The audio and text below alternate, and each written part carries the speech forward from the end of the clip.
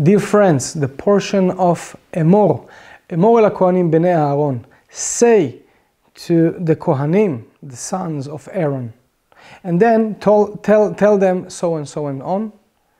This portion is very, very unique, very special, and there is one thought that I want to share with you.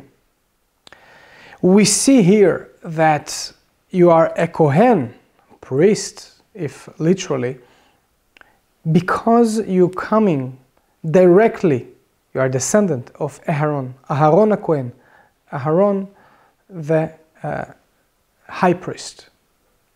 Because you connected directly with this dynasty, you can give it, you can practice it, and you can give it to your sons, to your family forward. You need to keep yourself pure. You need to disconnect yourself from the people, usually.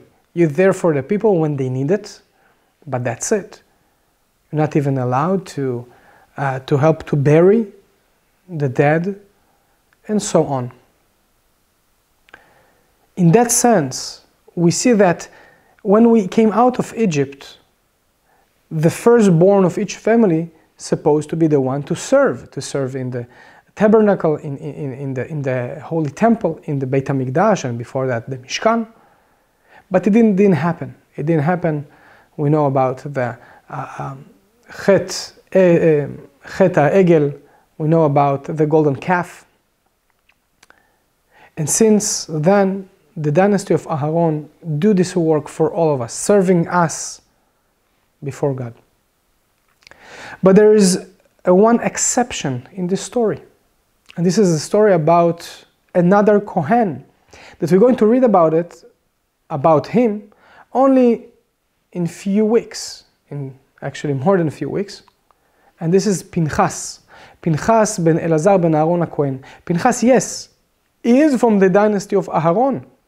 But before Aharon became the high priest, before Aharon became the Kohen HaGadol, and therefore he is not a Kohen, and therefore the sons of Pinchas would never be Kohen. But as we were going to read later, he became a Kohen. God himself making Pinchas a priest, a Kohen. Why? Not because he's from the right dynasty, but because of his actions. He was willing to sacrifice himself for the people, for the nation. And this is exactly here the spot where we need to talk about it, because there's a big lesson here. The Torah is telling us that God is asking, "V'atem tiyu li mamlechet kohanim vegoy kadosh," that you all, the nation of Israel, will be a nation of Kohanim and a holy nation. We cannot be all priests. We don't need that everybody will work in the temple. The idea is that to take the example from Pinchas here, because here is the saying to the Kohanim, that each and every one of us can be a Kohen in his life, when we can take what we have, when we can take what God gives us, to sacrifice for the greater good of our nation. Let's all find the inspiration, the excitement, the understanding how each and every one of us can be a Kohen in its own way in life. So yes, it's true. Those that are not Kohens like me will not be called to go first to the Torah. We don't have the ability to be the conduit for the blessing of Kohanim to the people. But I can be a Kohen in the sense of Mamlechet Kohanim, a kingdom of priests of Kohanim. Yes, I can be, by my actions.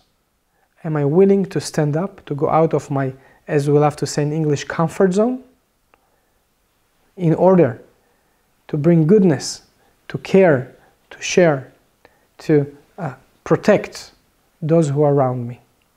So everybody, I wish myself, I wish you this excitement, this understanding, inspiration to be a Kohen.